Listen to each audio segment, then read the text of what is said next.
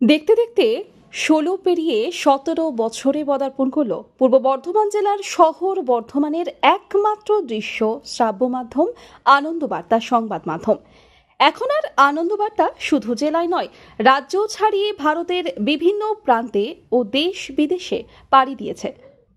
১৭ বছর পূর্বে রাজীব মণ্ডল ও প্রয়াত পরমেশ্বর মহন্তর হাত ধরে পথ চলা শুরু হয়। মাঝে ২০২৩ সালের ৬ জুলাই ছন্দ পতন ঘটে। হৃদরোগে আক্রান্ত হয়ে প্রয়াত হন পরমেশ্বর মহন্ত।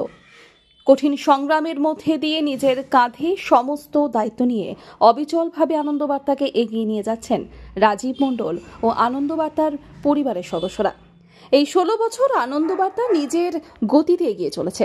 অনেক ঘাত প্রতিঘাতের সম্মুখীন হতে হয়েছে, কিন্তু আনন্দবার্তা তার নিজের গতিতে এগিয়ে চলেছে।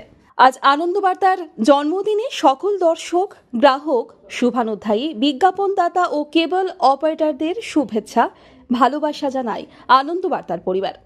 এদিন সকাল থেকে আনন্দবার্তার জন্মদিন উপলক্ষে প্রধান কার্যালয় শ্যামলালে সাজো সাজো রব।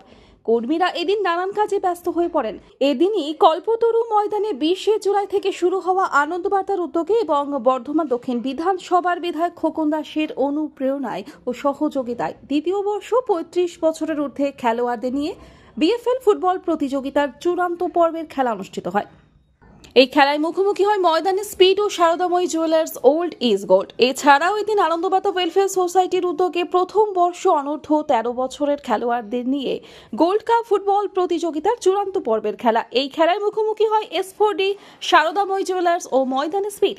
উল্লেখ্য, সারা বছর আনন্দবার্তা এছাড়াও নানা সামাজিক কাজ করে থাকে, যেমন সেরা বাঙালি, পুজো পরিক্রমা সহ নানা অনুষ্ঠান।